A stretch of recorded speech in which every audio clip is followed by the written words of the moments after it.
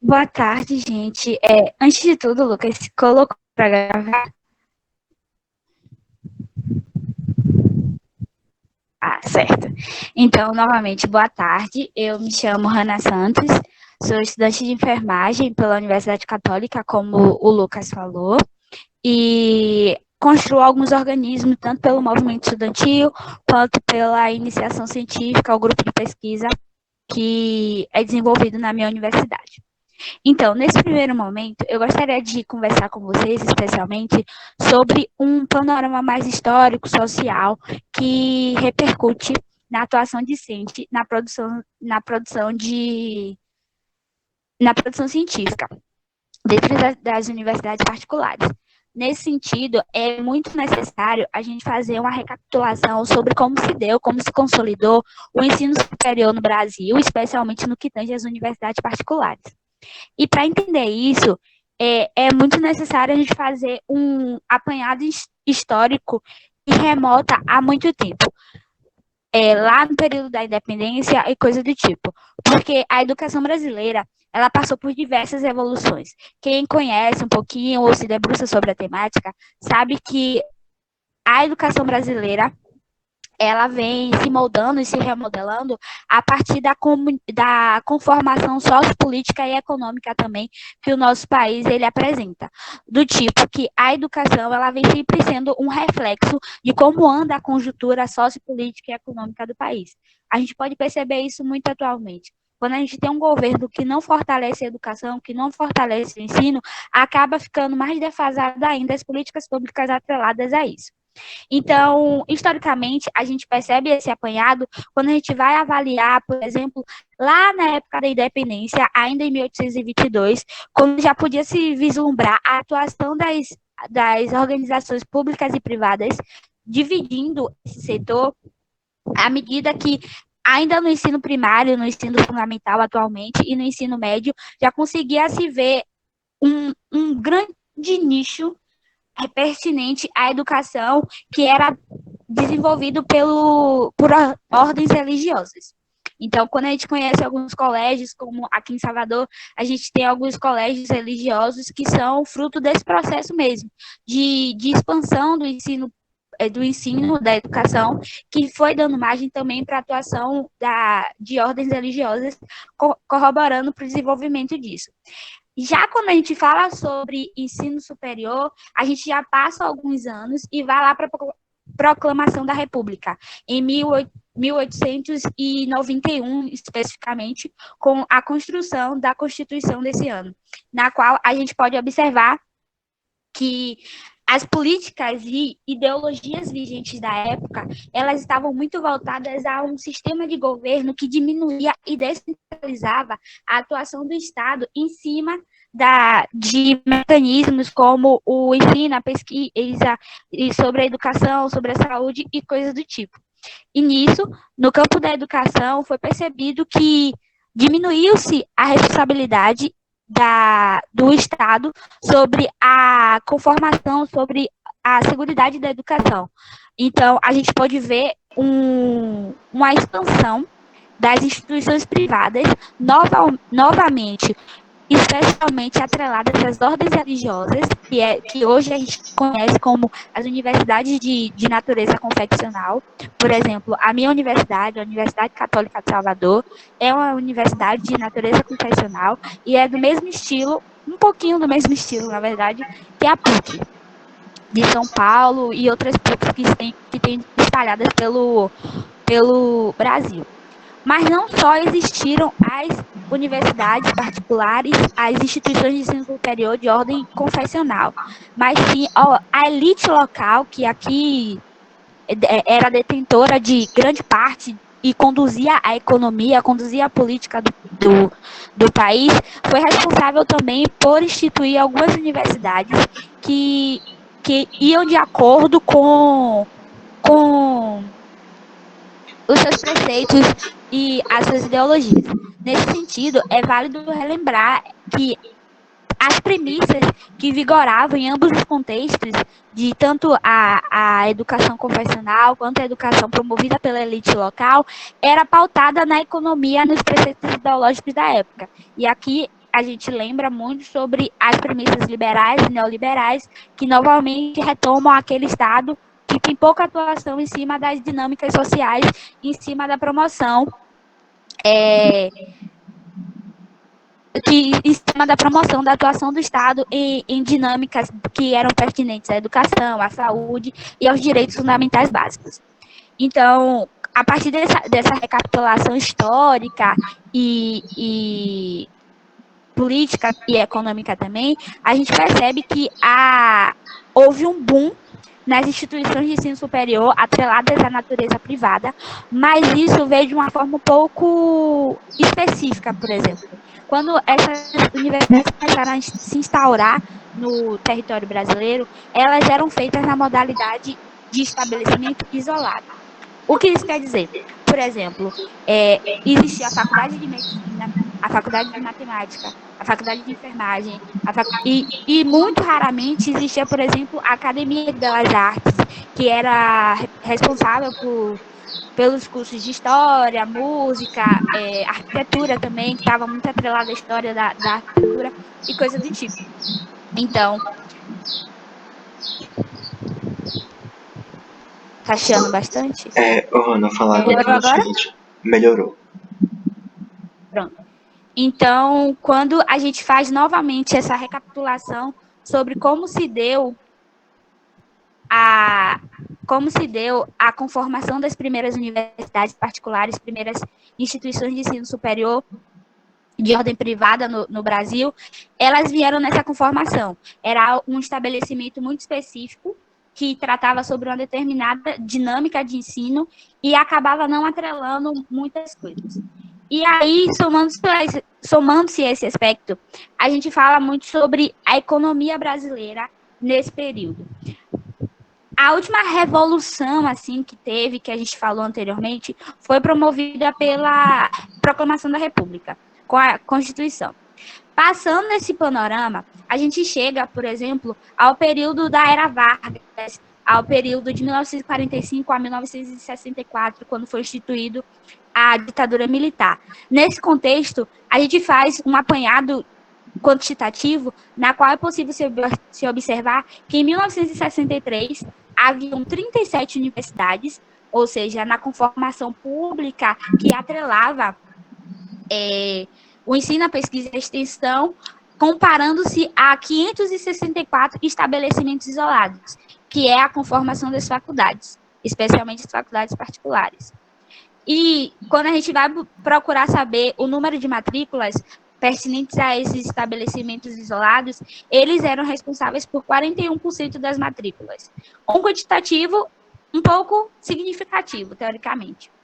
Mas aí, quando a gente dá um salto histórico, a gente vem para o século XXI, a gente sai do século XX e vem para o século XXI e faz essa mesma abordagem, a gente observa um outro boom que aconteceu nesse período de abertura da economia brasileira, de recepção do capital externo e dos lobbies econômicos que aqui vigoravam a partir de 1964, e a gente percebe que houve uma revolução universitária também, historicamente falando, mas também houve o boom das universidades particulares dentro do contexto brasileiro. E nesse contexto, observa-se, por exemplo, que em 2001, cerca de 88% das instituições de ensino superior eram de natureza administrativa privada. E aqui a gente faz uma comparação. Em 2004, 72% das matrículas no ensino superior brasileiro estavam relacionadas a instituições de ensino superior particular. A gente para e pensa. Em 1963, eram 41% das matrículas. Em 2004, cerca de 16 anos atrás, representava 72% das matrículas no ensino superior. Então, é válido relembrar, nesse sentido, que as universidades particulares, elas vieram ganhando muito espaço, vieram se instaurando no contexto da educação superior brasileira, e ela vem se tornando uma realidade cada vez constante. Então, por mais que enquanto militante do movimento estudantil eu defenda a seguridade do direito à educação pública de qualidade, a gente não pode deixar de lado isso, essa realidade na qual 72% dos estudantes estão matriculados em uma universidade de ensino superior. Então, é importante a gente estar discutindo sobre isso, porque, como foi dito ontem pela professora Carol, quem estava aqui presente pôde ter a oportunidade de ouvir um pouco do que a professora Carol falou, o que difere uma universidade de uma faculdade é a articulação feita entre o ensino, a pesquisa e a extensão.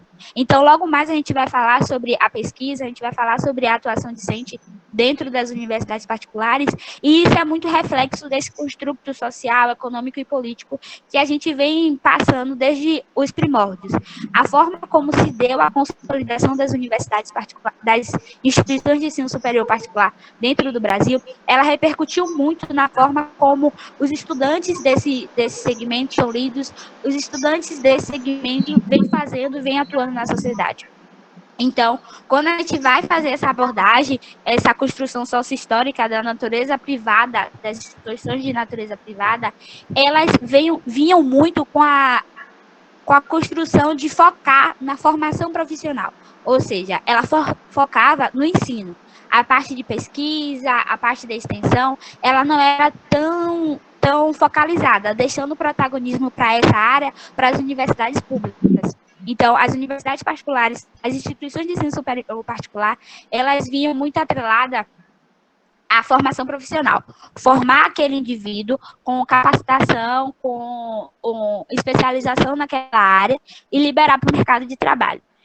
E aí, isso repercute na forma como a gente lê, na forma como a gente entende a universidade particular e a forma como a gente faz pesquisa.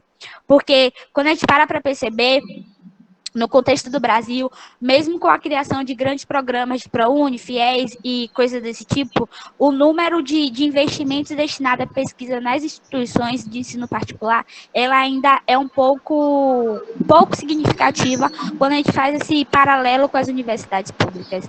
E aí, os estudantes eles vão para as universidades, para as instituições de ensino superior particular, para abarcar as vulnerabilidades que eles têm, porque é uma realidade muito comum a gente ver pessoas do ensino particular que precisam se dividir entre trabalhar e estudar. Então, coisas que não são abarcadas, que não são lidas pelas universidades particulares, pelas universidades públicas, elas são abarcadas e são valorizadas dentro das universidades particulares, porque com a instituição de alguns programas de incentivo ao ensino superior, isso foi possível. Então, essa conformação histórica, ela repercute novamente como a gente lê a pesquisa, como a gente lê os estudantes, como são construídos os estereótipos pertinentes aos estudantes desse segmento educacional, porque a forma como as pessoas nos tratam também é muito diferente. Quantas vezes a gente já ouviu algumas falácias do tipo, tá estudando em IES particular porque não foi inteligente o suficiente para passar no vestibular da universidade.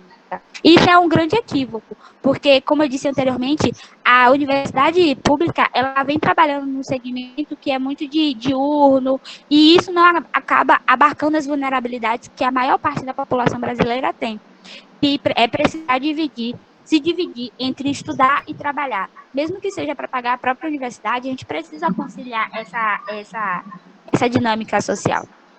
Então, é preciso ponderar muito o papel da universidade particular, das instituições de ensino superior particular na nossa sociedade, porque ela vem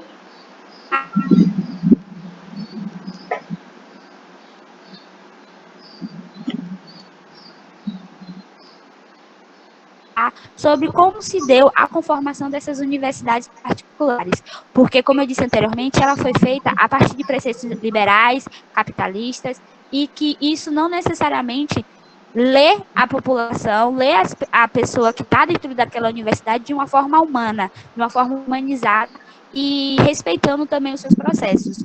Como a gente pode ver nesse período de pandemia, foi uma luta muito árdua até que a gente conseguisse fazer com que as mensalidades ganhassem desconto, mesmo a gente estando há mais de 5 meses na modalidade remota. Aqui no estado da Bahia, por exemplo, a gente só conseguiu agora, no mês de agosto, conseguir que 30% de desconto fosse aplicado em cima das mensalidades, sendo que a gente está nesse contexto de modalidade remota desde março.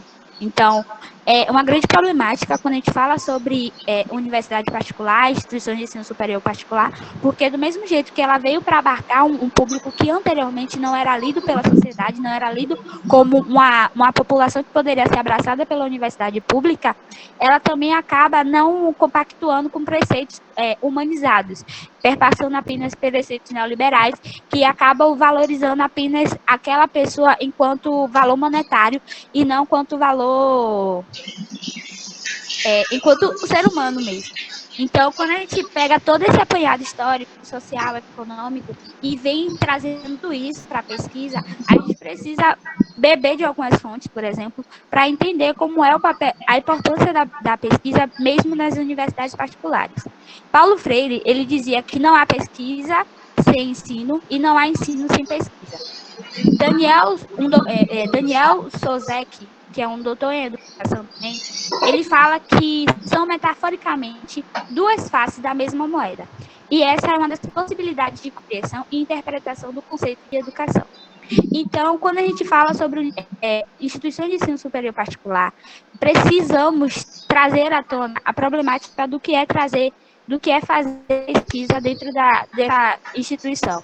Porque, historicamente, não é incitado, nesse contexto, desenvolver pesquisa. O foco vem sendo no ensino, na formação de profissionais para o mercado de trabalho. Mas, como dizem esses autores, não tem possibilidade nenhuma de se fazer pesquisa sem ensino. Então, como é que está sendo a condução das formas acadêmicas nas instituições de ensino superior que não fortalecem esse tripé universitário, que é o ensino, a pesquisa e a extensão?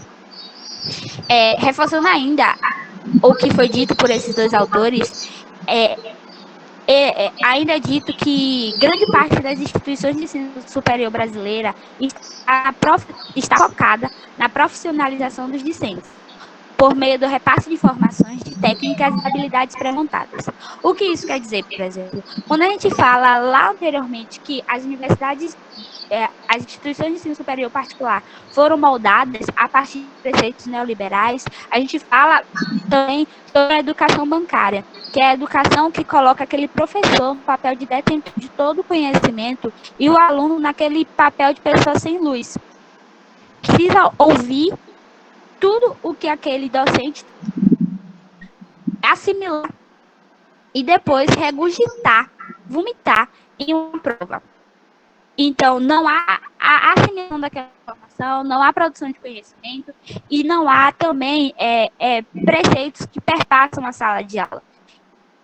Então, sobre instituições de ensino superior particular, a gente precisa problematizar como foi historicamente consolidada essa educação e também acabar atrelando a educação bancária, que é a forma como algumas administrações de ensino superior conduzem.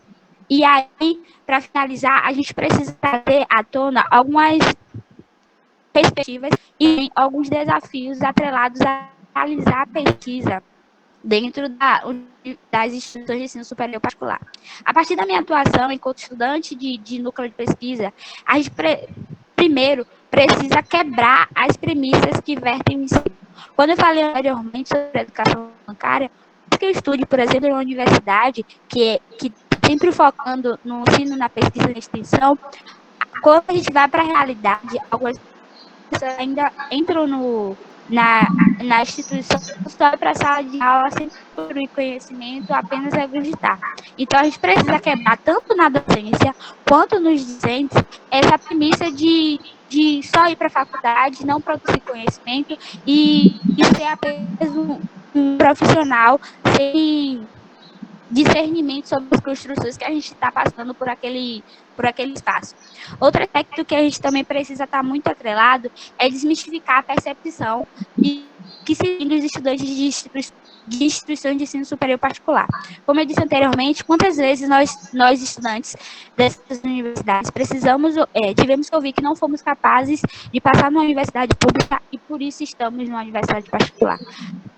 A gente sabe que isso é um grande equívoco, que isso é uma realidade que não condiz com a maior parte dos estudantes, e a gente precisa muito desmistificar, porque a nossa intelectualidade também não está dada à natureza financeira e administrativa da instituição que a gente está afiliado. Isso também é uma construção sócio-histórica que a gente precisa quebrar muito, fruto de um processo de estigma, estereotipação, de estereótipos que não corroboram com a promoção da pesquisa, que não corroboram com a promoção da extensão dos estudantes. Um outro aspecto também é incentivar o investimento em infraestrutura e em recursos humanos qualificados. Quando a gente fala sobre instituições de ensino superior particular, a grande problemática é estar com o governo universitário que colaborar com a promoção dos grupos de pesquisa, que queiram corroborar com o desenvolvimento de bolsas de pesquisa, e é uma realidade muito triste, porque a gente vê grupos de pesquisa sendo desmantelados porque não tem investimento e nem apoio da própria universidade. A gente vê estudantes que não têm apoio financeiro nenhum para levar suas pesquisas para os eventos, para estar disseminando essas informações. Então, um dos maiores desafios que a gente tem dentro das instituições de ensino superior particular é exatamente sensibilizar e convidar o governo universitário para problematizar junto com a gente e junto com os professores a necessidade de estar investindo na modalidade de pesquisa, de estar investindo nos grupos de pesquisa. Um outro aspecto também que a gente precisa estar atento é a questão da forma de contratação dos professores dentro das nossas universidades. Falando sobre uma realidade muito particular, as as instituições de ensino superior, eles acabam angariando muitos professores na modalidade horista. Quando a gente se tem um professor na modalidade horista, esse professor ele não está, burocraticamente falando, apto para desenvolver um grupo de pesquisa, para ser orientador, para além do TCC. Isso é uma grande problemática, porque aí a gente limita o número de discentes que vão estar podendo desenvolver os projetos de pesquisa, de estar desenvolvendo pesquisa. A maior parte do corpo docente daquela instituição está na modalidade horista. E na modalidade horista, a gente não pode estar sendo orientado por esses professores. E eu acredito que a grande problemática para a gente mesmo é estar trabalhando esses desafios e estar articulando junto com a docência como é que a gente pode fazer para transpô-los. Porque eu acredito particularmente que, para além do nosso colega, o nosso maior aliado para desenvolver pesquisa dentro das nossas instituições é o professor. Se a gente tem um professor que está junto conosco para desenvolver o grupo de pesquisa, está conosco para orientar e desenvolver a pesquisa dentro daquela instituição, com certeza a gente vai conseguir estar desenvolvendo as produções científicas dentro das universidades particulares. E eu acho que é isso que eu queria colaborar com vocês hoje. Desculpa os chiados e também os problemas no áudio. Então, Hannah, gratidão pela fala. Eu não vou comentar agora, mas aí no final a gente faz os comentários e abre as perguntas. Para dar continuidade, também falando da participação ainda enquanto estudante, nós passamos a palavra para Vitória Viana, que é acadêmica do 6º período de enfermagem do Centro Universitário do Norte, presidente do Centro Acadêmico de Enfermagem da Uninorte, atua no Programa de Atenção à Saúde do Idoso, além de integrar o corpo de monitores da ABEM Amazonas, participa do grupo de estudos e pesquisa em saúde com população em situação de vulnerabilidade na Amazônia, é bolsista em programa de apoio à iniciação científica pelo Hospital Universitário Getúlio Vargas. Vitória, pode ficar à vontade.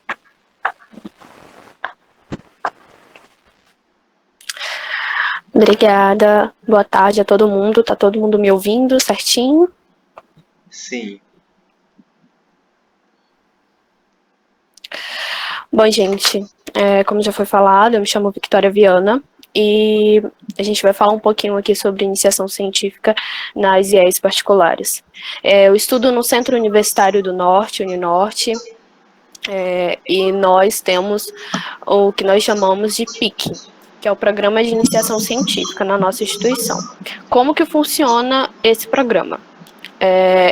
Abre um edital, que normalmente abre em agosto. Esse que abriu agora, eu até anotei aqui a data para falar para vocês. Abriu dia 17 de agosto as inscrições. E ele só funciona durante 6 meses. Então, fecha dia 31 de dezembro de 2020. E aí, como é que funciona esse edital? Abre o edital. Esse edital ele vai contemplar até 4 docentes. Esses docentes, eles têm como obrigatoriedade ter pelo menos 40 horas semanais de carga horária trabalhando na instituição. Cada docente, eles podem estar atuando em até 2 projetos. Ou seja, a gente leva em consideração que são 4 docentes e cada docente pode ter até 2 projetos. Sendo que cada projeto desse pode ter até 3 discentes. E, no total, a instituição libera 20 vagas. Esse edital agora foi de 2020, mas o edital do ano passado, ele teve menos vagas, se eu não me engano foram somente 15, se não foi 14, alguma coisa do tipo. Eu até procurei para ver, mas já não estava mais disponível, só estava esse de 2020 mesmo. Então, como é que funciona? Abre as inscrições. Só que, acho que como a Hanna comentou, que a maior dificuldade é porque, assim, abre o edital e quando ele abre o edital, já abre para inscrição. Ou seja, para você participar, você já tem que ter um contato com o teu professor, tu já tem que ter ajeitado e organizado tudo antes.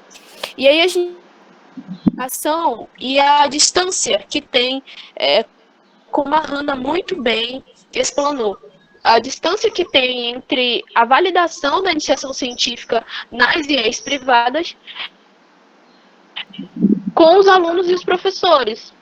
Porque, imagina, abre o edital, não é algo tão falado, e quando abre o edital você já tem que estar com o projeto já em mãos, né? Ele já tem que estar feito, porque abre, tu já tem que escrever o teu projeto. E aí tu tem que estar articulado com o professor, porque quem submete tudo é o professor. E contempla essas 20 vagas. Em relação à bolsa, a bolsa contempla os 20 alunos e é uma bolsa de R$ 400. Mas como que funciona essa oferta de bolsa? Se você for aluno bolsista, seja de ProUni, FIES, etc., ou bolsa que eles chamam de bolsa... eu esqueci o termo. Porque a instituição ela oferece algumas bolsas promocionais, era essa a palavra. São bolsas promocionais. E essas bolsas promocionais, caso você tenha apenas essa bolsa, você pode optar. Ou você continua com o desconto que você já tem, ou você tem a possibilidade de receber a bolsa de R$ 400. Se caso você passar no projeto, mas ainda não tiver algum, por exemplo, ter alguma bolsa ou alguma coisa te impeça de receber, você pode continuar no projeto como voluntário. As únicas exigências para discente são que ele seja matriculado e que tem que ter concluído já o primeiro semestre. E aí, a documentação é normal, né? Curricular, tanto do professor quanto do aluno, o histórico escolar, e essa documentação acadêmica mesmo, que é enviada no ato da matrícula, no ato da inscrição do projeto.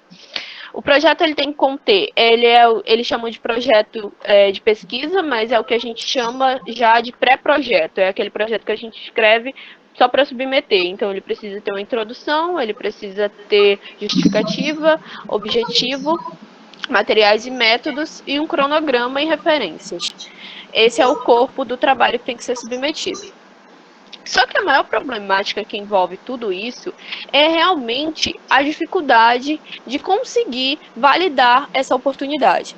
A gente fala de professores que eles não vão poder estar orientando os alunos no horário de trabalho deles, ou seja, se esse professor ele dá aula de manhã e de tarde, você só vai poder desenvolver a pesquisa com ele no turno que ele não está dando aula, que ele não trabalha.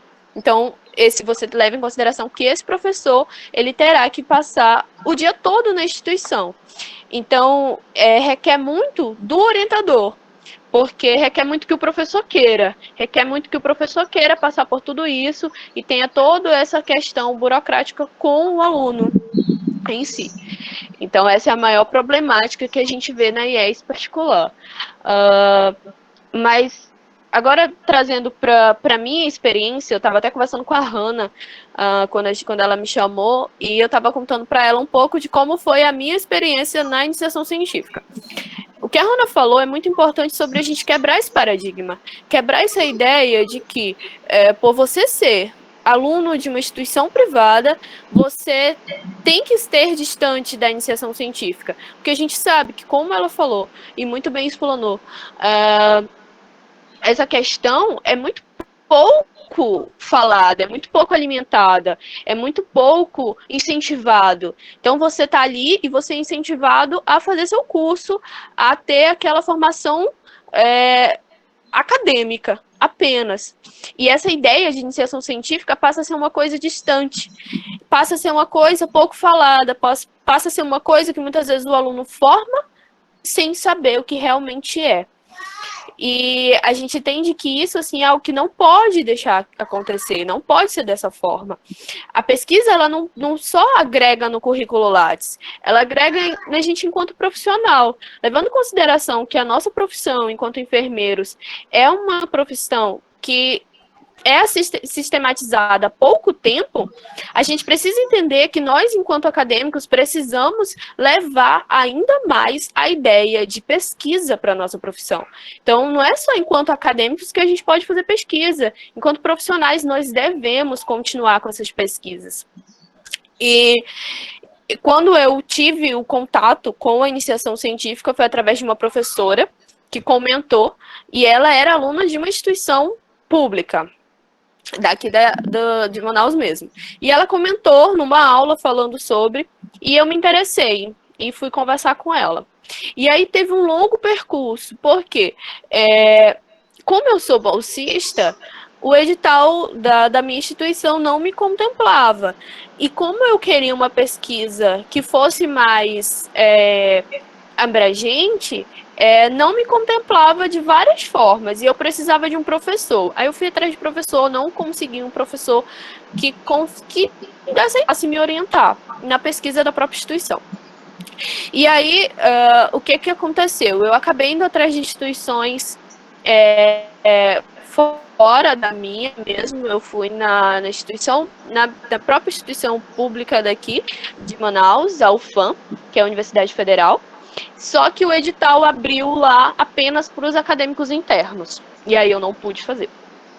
E aí eu fui em algumas outras instituições, mas assim, eu não fui bem aceita pelos orientadores. Porque eles já tinham essa ideia de, normalmente, esses orientadores dão aula nas instituições públicas, então eles normalmente dão essa legalidade para os alunos que eles já têm ali. E aí foi um processo muito complicado, mas um ou outro professor, quando a gente encontra um professor que ele realmente aceita te ajudar, isso muda tudo. Então, eu encontrei a minha orientadora, que realmente me posicionou e me ajudou muito. Então, fez total diferença. Mas foi um longo percurso. E o que eu deixo para vocês aqui, que independente da dificuldade, que independente das portas que se fechem, tenham em mente o que já foi falado aqui. A gente não pode se deixar levar por essa dificuldade. A gente não pode se deixar levar pela essa ideia de que, por sermos acadêmicos de instituições privadas, nós temos a necessidade de se manter distante desse mundo científico. E aí a gente entra em outra problemática. A grande maioria dos alunos de instituições privadas são também pessoas que trabalham. Então, você leva em consideração que essas pessoas, eles são completamente excluídos do mundo científico. Porque como é que uma pessoa que passa o dia trabalhando e estuda à noite vai fazer pesquisa? como é que esse aluno vai ter acesso, como é que esse aluno vai ter fôlego para conseguir entrar nesse mundo.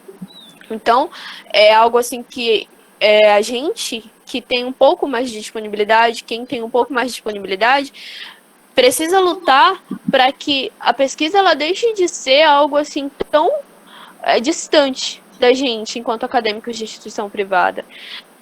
Algo tão até desumano, porque a gente entende que a ideia deveria ser facilitar. A ideia do PIC, como da minha instituição, que é o Programa de Iniciação Científica, deveria ser realmente colocar esse aluno dentro da pesquisa, colocar esse aluno em contato com a pesquisa. Então, a ideia deveria ser facilitar de todas as formas. E uma das formas que a gente tem de validar essa luta é correr atrás mesmo, lutar mesmo, independente do quão distante pareça. E uma das coisas que me ajudou muito, eu provavelmente tem alguém aqui que está no início do curso. E esse início de curso é muito maravilhoso para a gente começar a entender um pouquinho de cada. E a pesquisa, gente, ela faz isso com a gente. Ela leva a gente para um outro nível de conhecimento, porque tu entra num mundo que tu não conhecia. E tu passa a conhecer coisas de uma maneira completamente diferente, com um olhar completamente diferente. E tu começa a ter aquela despertar de ver algo e dizer, poxa, isso aqui dá uma pesquisa. A gente até brinca, né? Isso aqui dá um tema de projeto. Mas ter esse olhar, ter essa percepção é algo maravilhoso, é algo engrandecedor e é algo que abre a nossa visão para um novo leque, para uma outra ideia. E eu separei aqui um livro que eu não sei se vocês vão conseguir ver direitinho, mas é Fundamentos da Pesquisa em Enfermagem. Esse livro ele é maravilhoso e me ajudou muito, muito, muito, muito mesmo. Então, eu não sei, eu não tenho ele em PDF, eu só tenho ele físico mesmo. Mas é um livro que, na grande maioria das instituições, tem na própria biblioteca. Esse livro aqui tem na biblioteca da minha IES, e só é você pesquisar, que provavelmente tem na sua também. Esse aqui já está na 9ª edição. Mas é um livro muito maravilhoso, que ele começa falando sobre a importância dessa pesquisa, ele começa explicando sobre o que é, e ele explica vários contextos. Ele explica sobre a pesquisa quantitativa, ele explica o que é a quantitativa, ele explica o que é a pesquisa qualitativa. E ele é um livro bem didático, com uma fala muito didática, que ele ajuda muito. Então, se você tem interesse, se você tem alguma vontade de participar desse mundo e você nem sabe por onde começar, como eu já estive nessa colocação, eu te indico muito esse livro, que ele vai te ajudar muito a se localizar. E quando eu consegui realmente passar no PAIC do HUGV, eu vivi situações assim impressionantes, né? A gente entra lá e aí a grande maioria dos alunos de lá são da UFAM, né? Porque o programa ele é filial da Federal. E aí quando a gente chega lá, a grande maioria das pessoas perguntam assim, mas de onde tu é? Aí quando eu abro a boca para falar que eu sou de uma instituição privada, é nítido a cara de suspense, de tipo susto, sabe? Nossa, mas tu é da privada e tá aqui. Então esse é um paradoxo que eu luto para quebrar. E por mais que seja aparentemente algo difícil, não é, gente. A pesquisa não é um bicho de 7 cabeças. A pesquisa não é algo assim que você olha e diz assim, meu Deus. Como muita gente fala do TCC, né? É a pior parte. Não, gente, não é tudo isso. Muito pelo contrário. É algo, assim, bem prazeroso, sabe? É algo que vai fazer com que tu mude teu olhar. E é algo, assim, que eu incentivo muito todos os meus colegas a participarem e a adentrar. Então, nas IES privadas, se você é de uma IES privada que não é da Bahia, como da Hannah, nem de Manaus, como eu, o ideal é que procure seu coordenador. Pergunte seu coordenador, porque muitas vezes não é nem falado isso na própria instituição, não é nem citado. Se você não tem um contato com nenhum professor que você veja que possa te dar essa informação, vai com sua coordenação. Pergunta da sua coordenação se na tua instituição tem. Porque é sempre muito mais prático quando a gente começa com os professores que a gente já conhece. Então, pergunta ver se dá, mas se não tiver, se informa como tu consegue em outras instituições, porque muitas instituições oferecem. Aqui nós temos mais de 5 instituições aqui em Manaus que ofertam também o programa de iniciação científica.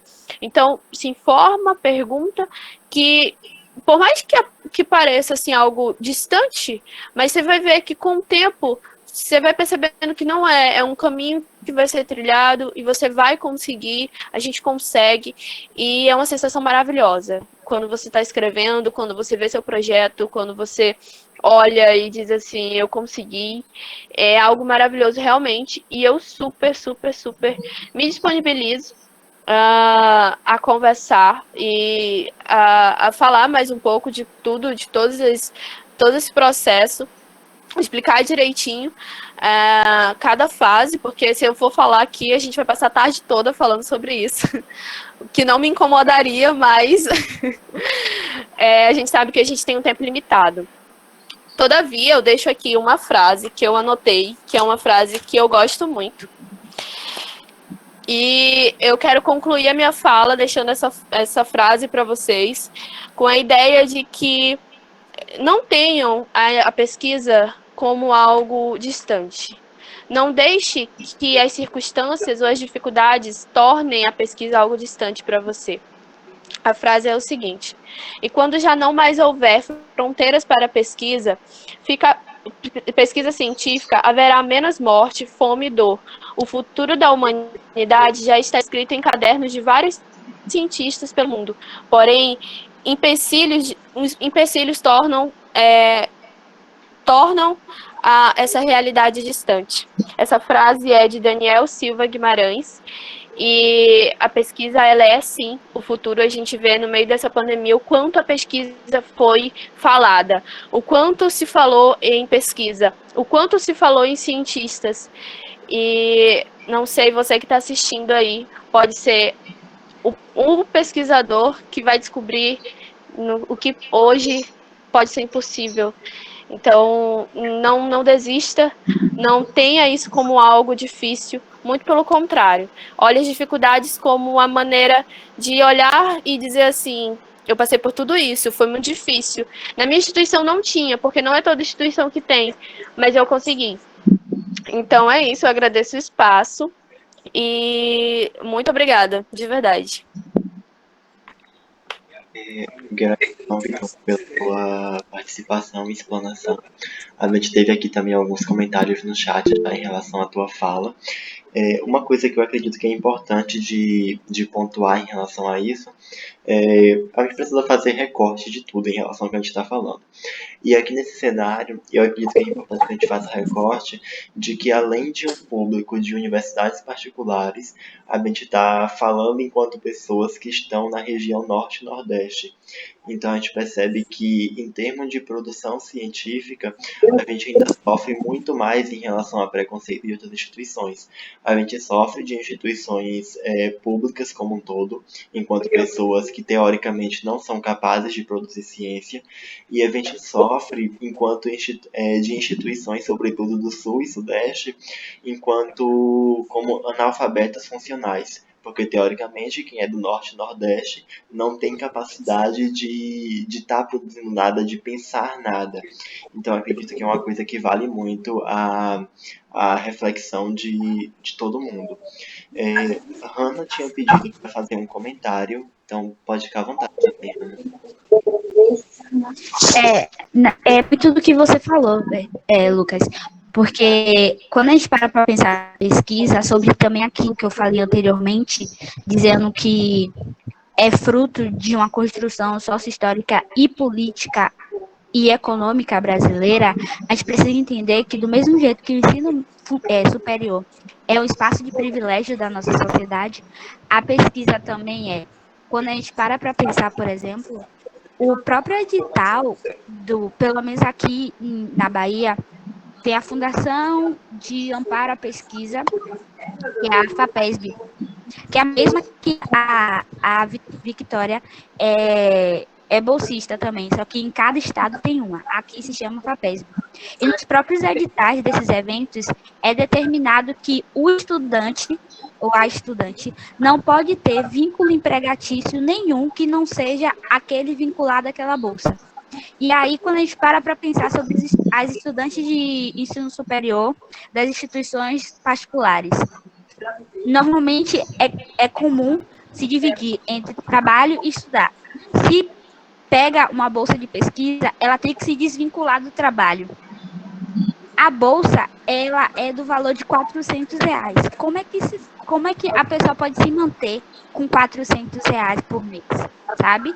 Então, quando a gente para falar sobre pesquisa, a gente, como o Lucas falou, a gente precisa fazer diversos recortes.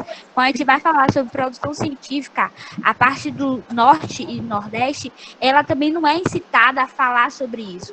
Eu acabei de escrever um relatório sobre a primeira bolsa de pesquisa que eu tive, que mostrava que no Norte não tinha sido discutido sobre nenhum aspecto a qualidade de vida da população idosa atrelada à dor crônica.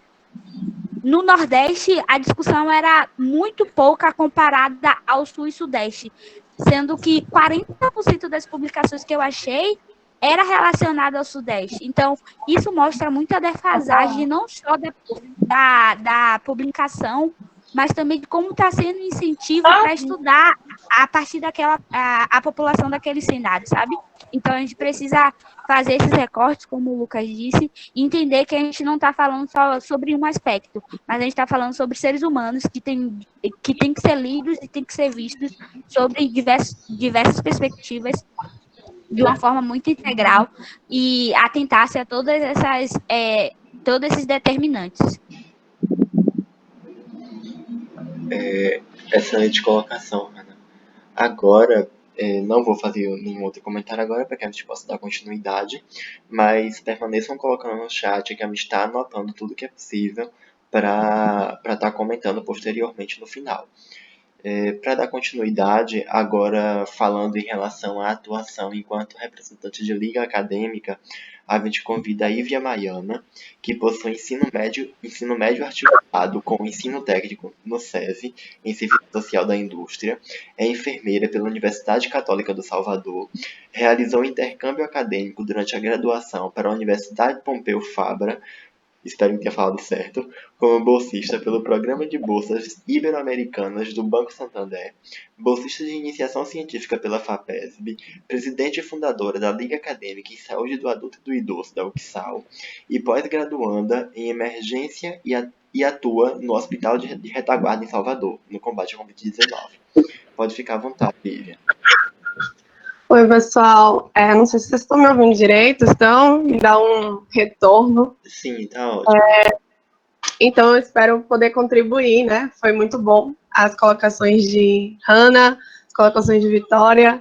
Isso me lembra muito meu período da universidade, né? Que a gente tem que meter as caras e fazer, né? Independente do que está acontecendo. Eu sei que é tudo muito difícil. Eu estava até conversando com a Hannah no instante, né, antes de iniciar, que tudo é a gente ser resistência, porque no trabalho também a gente vai encontrar muitas dificuldades. Vamos tentar implementar algumas coisas que está acontecendo agora na minha prática. Vamos ter colegas que vão apoiar, colegas que não vão estar nem aí, né, se vai ser implementado ou não. E isso vem muito do perfil do aluno desde a graduação. Eu acredito muito nisso. Se o aluno ele já é interessado desde a sua graduação, fica difícil a gente entrar na prática e abaixar a cabeça para tudo que está acontecendo. Sempre nós vamos querer, né, acrescentar de alguma forma. Eu vou aqui falar sobre a Liga Acadêmica, que foi assim um filho para mim.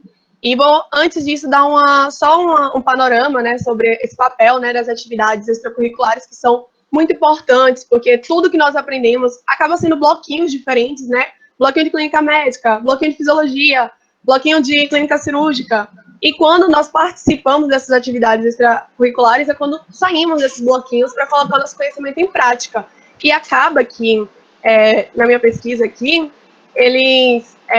a contribuição das atividades extracurriculares, elas vêm, assim, em 5 blocos, né? Os conhecimentos e as habilidades acadêmicas, que precisamos colocar em prática, a complexidade cognitiva, que, querendo ou não, vamos ver situações totalmente diferentes, porque como nós estudamos, né, a hipertensão, diabetes. Quando a gente pega um paciente, ele não vem só com uma causa isolada, não vem só com um fator isolado, e precisamos estar observando tudo e dando o nosso retorno, né, como profissional, habilidade prática, habilidade interpessoal, que é uma grande dificuldade, infelizmente, quando nós chegamos na prática profissional, observamos que trabalhar em grupo é um desafio, e muitas pessoas acabaram não trabalhando durante a universidade, e o humanitarismo, né?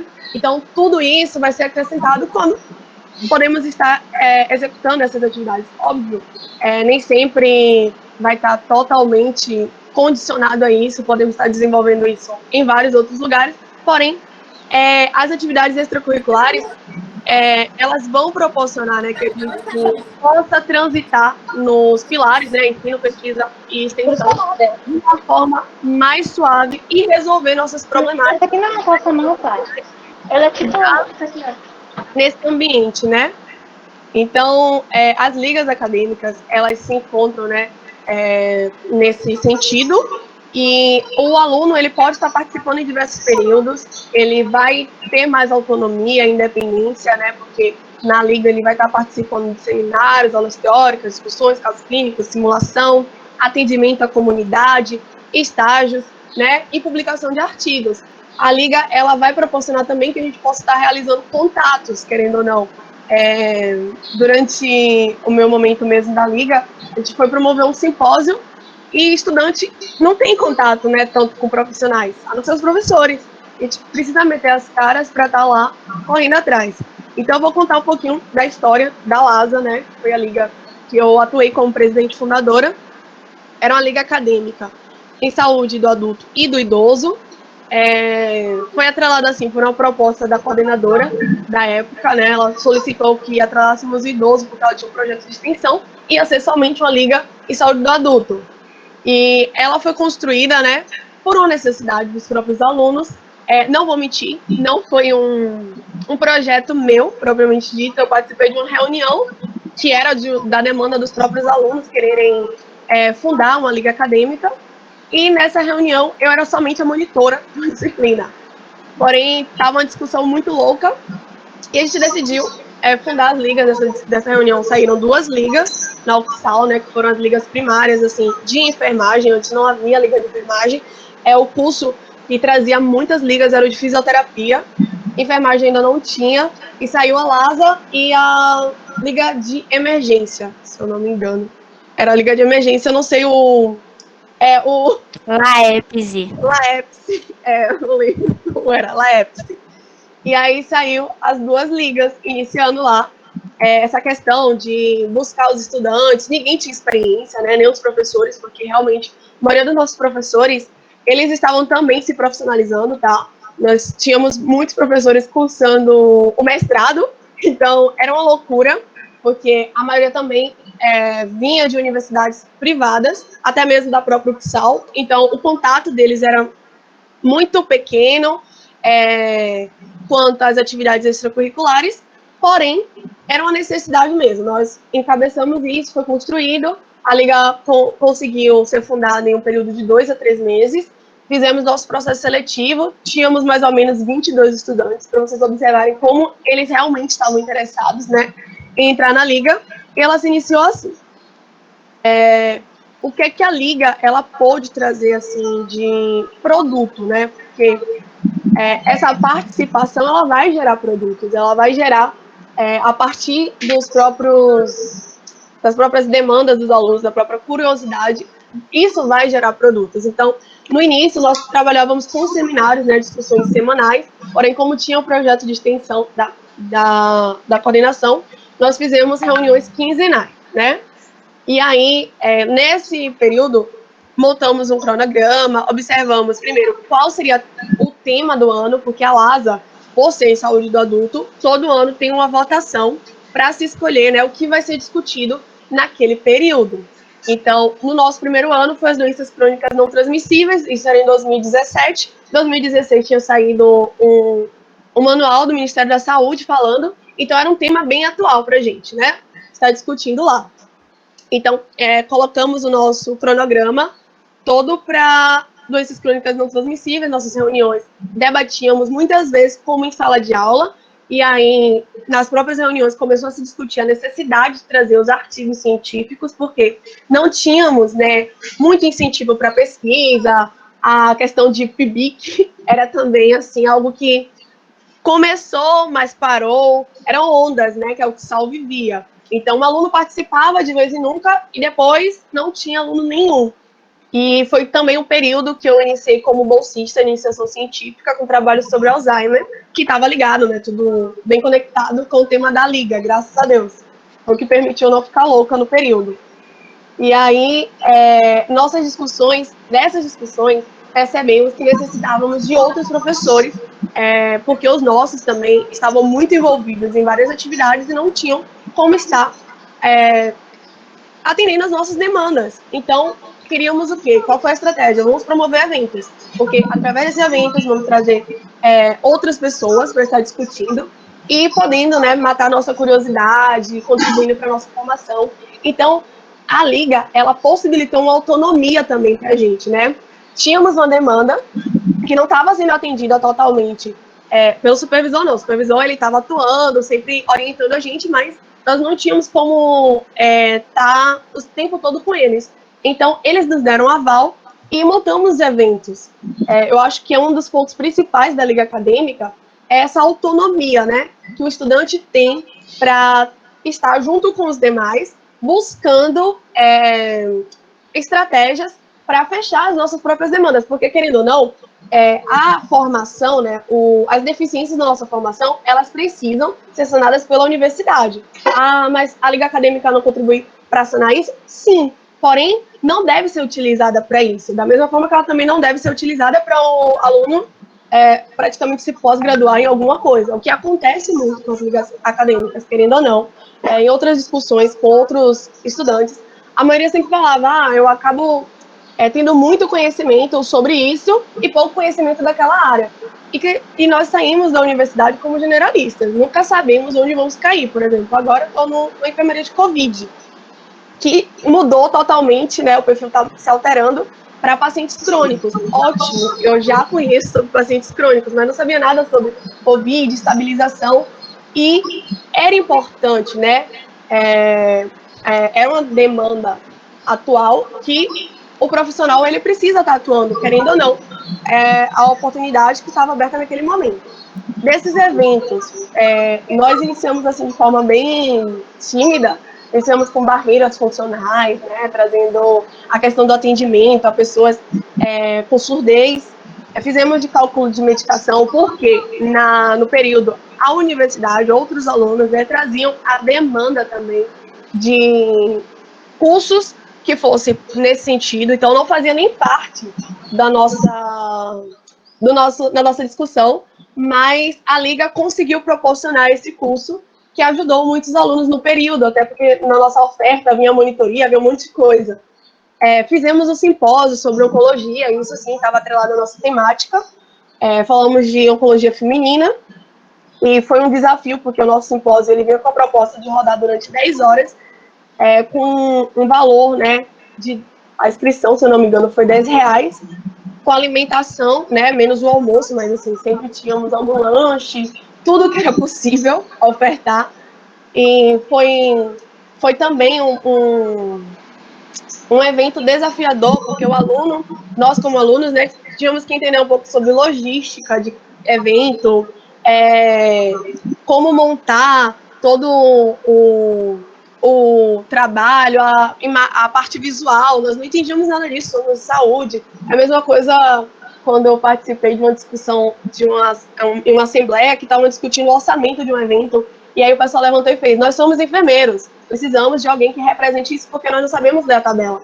E realmente era algo para a gente muito difícil e que precisamos, vamos sentar e ou a gente traz alguém para estar explicando o que é que precisamos, como vamos montar o orçamento, ou cada um vai ter que pegar um livro e ler como é que a gente vai montar esse evento. Então, essa experiência acabou também abrindo uma habilidade nova para alguns alunos que gostam disso, né? Vou trabalhar com eventos de enfermagem. Hoje eu tenho alguns colegas que promovem eventos e eu fico muito feliz de observar que a Liga possibilitou isso, né? Fizemos alguns debates e, mediante a liga, por conta, né, desse vínculo, nós tivemos a participação de uma professora da Pompeu, né, da Tecnocampus. Ela era lá da Espanha, a universidade que eu fui depois, e ela trouxe também um mini curso para a gente sobre doenças crônicas, falando um pouco sobre úlceras e tudo mais. E foi interessante esse ponto, porque esse intercâmbio de informação, né, traz aquela janela de que nós precisamos globalizar o conhecimento. Principalmente hoje, quando eu observo a questão do envelhecimento e vejo que muitos outros lugares, né, já estão vivenciando isso. A Europa mesmo tem uma população mega envelhecida e nós que estamos vivenciando esse fenômeno, temos ainda muitos passos para dar. Então, nós precisamos globalizar, conversar com outras pessoas para observar quais foram as dificuldades, quais foram as políticas introduzidas, o que é que foi necessário para vivenciar isso. Em paralelo, eu até coloco a questão do intercâmbio, porque nesse período de pandemia, eu tenho conversado com muitas colegas que o intercâmbio possibilitou, né, esse vínculo, e aí eu falo, como é que tá aí na Espanha? A segunda onda é realmente da forma que está sendo passada na TV? Vocês estão estão desesperados dessa maneira? E aí um colega fala, não, observa, os casos agora são com pessoas mais jovens, são casos leves. Então, é interessante, porque no início da pandemia, eles que me davam feedback de como eles estavam, né, atuando diante dessa situação e o que é que eu poderia fazer diante de poucos recursos que nós temos, né, infelizmente, nas instituições públicas. Eu trabalho em um hospital de campanha do Estado e nós não temos tantos recursos assim. Infelizmente, às vezes precisamos, por exemplo, se o paciente tem uma medicação que não é padronizada lá no hospital, precisamos solicitar que a família possa fazer a compra e trazer. E essa conversa, esse diálogo, muitas vezes possibilita outras formas, né, outras estratégias que são cabíveis, gente, que são baratas, por exemplo. Eu lembro que, quanto à questão do EPI, eles estavam utilizando sacos plásticos, e quando ela trouxe essa ideia mesmo, não que na minha instituição foi necessário utilizar, mas foi muito interessante. Então, nós precisamos estar com esses diálogos para entender como é que está sendo o enfrentamento, né? Tivemos uma sessão aberta, voltando aqui para as atividades da Liga, que foi sobre a participação em pesquisa. Nós trouxemos um estudante aqui tem a universidade, né, o NEB, Universidade do Estado da Bahia, e precisamos conversar com ele por conta das possibilidades. Lá na universidade, como eu falei, estava engateando isso, porque sempre vinha um aluno, era bolsista do PIBIC e depois morria aquele movimento. Hoje eu observo que não. Tem sido algo que se manteve, né? A Hannah hoje é bolsista, eu vejo outros alunos também, e sou muito feliz por isso, porque eu saí recentemente da universidade, tive contato com ela, e eu observo que se manteve, mas antes isso não era assim. Então, nós trouxemos outro aluno que explicou como ele conseguiu, como foi a luta dele, né, para conseguir a bolsa. Nós sabíamos que tinha o PIBIC, mas, por exemplo, biologia tomava quase 50% das vagas, e quando isso foi discutido, levado para a coordenação começou, peraí, enfermagem também precisa, né, de vaga, vamos também montar projetos. E foi observado, né, como é que um curso pode levar 50% das vagas? É porque os outros não têm proposta? As propostas são ruins? O que está acontecendo? Então, esse despertar também dos alunos começou a inferir sobre coisas que aconteciam na nossa realidade e nós não acordávamos, né, quanto ao que estava acontecendo. Por fim, nós tivemos o curso, né, da dificuldade. Por fim, foi falar de um curso de nefrologia. Foi muito legal também, porque nós tivemos uma professora que estava no mestrado falando sobre uma proposta totalmente diferente, que o mestrado dela era em era em meio ambiente, e aí ela falava sobre utilizar a água que é usada lá na hemodiálise, né, para lavar o hospital, porque era um desperdício muito grande de água. Então, nós começamos a atrelar também a questão do que tínhamos de demanda com alguém que tinha uma pesquisa naquela área que pudesse, né, está despertando o interesse dos alunos, porque nem sempre a pesquisa era totalmente do que nós tínhamos como um problema que queríamos sanar, mas também foi observado, né, que precisávamos estar atuando quanto a isso. Então, na Liga, começamos a ter discussões sobre levar relatos, né, para eventos. Gente, eu estou ouvindo chiadinho, não sei se vocês estão ouvindo. Levar relato de experiência para eventos, começar a fazer trabalhos, por exemplo, de revisão, porque o trabalho de campo demoraria muito para ter a aprovação do comitê. Então, começamos, assim, verificar o que poderia ser feito. E isso foi interessante, porque o aluno nem necessitava ficar dependendo de um processo seletivo para ser bolsista do PIBIC. A Liga, ela possibilitava, por exemplo, que 2 ou 3 alunos, né, se reunissem, discutiam qual era a proposta deles, se eles realmente quisessem montar um projeto, eu, como presidente, levava para a coordenação, levava para onde fosse necessário, né? Nós temos isso aqui, o nosso supervisor já entendeu, nós não vamos ter uma bolsa, né? Porque é por meio da Liga Acadêmica, mas vamos levar adiante esse trabalho. E aí foi interessante, porque observamos que nem sempre vamos conseguir as coisas da forma que queremos. As bolsas, elas são muito irrisórias, querendo ou não. Porque se você for observar, né, R$400, o aluno, ele tem alimentação, tem o transporte, que é absurdamente caro, não sei como é aí nos outros estados, mas aqui é quase R$5, né, R$4,30, eu falo quase 5, sou meio exagerada, mas isso é caro. Mas tem a meia passagem, né? Porém, você tem que se deslocar para a universidade, tem que se deslocar para o seu campo, né? Se for uma pesquisa de campo, você tem que se deslocar lá para o hospital, tem que ir para outros lugares, né? Porque nós temos uma vida, querendo ou não, por mais que as universidades às vezes não acreditem que temos uma vida fora dela, nós temos, e no final das contas não tem nem como levar esse trabalho para um evento, porque a bolsa é pequena mesmo. R$400 para um aluno que teve que largar o seu trabalho para conseguir, né, fazer uma pesquisa, para levar para conseguir agregar no seu currículo, ou porque realmente ele tem muita afinidade, deseja seguir na área como pesquisador, é muito baixa. Mas, assim, eu ainda acredito que é uma realidade muito diferente da de lá de fora. Porque quando eu estava no intercâmbio, que eu fui conversar com a coordenadora para participar do grupo de pesquisa, lá os alunos, eles não participam do grupo de pesquisa. Lá os professores, e eu até, quando eu estava lá, eu falei, vocês são cobaias e ainda te forçam a participar das coisas. Porque uma professora aplicou uma pesquisa na sala de aula, e valia ponto para a disciplina. E eu falei, não, eu não vou responder essa pesquisa. Você não pode me obrigar a participar de uma pesquisa. E os alunos participando, assim, sem entender o que estava acontecendo por trás daquilo, né? E isso me chamou muita atenção, que nós tínhamos a oportunidade de participar de grupos de pesquisa aqui, lá na universidade. Hoje tem os grupos, né? Na minha época só tinha um. E era aberto para os estudantes, e lá eles não tinham, e achavam que estava tudo lindo.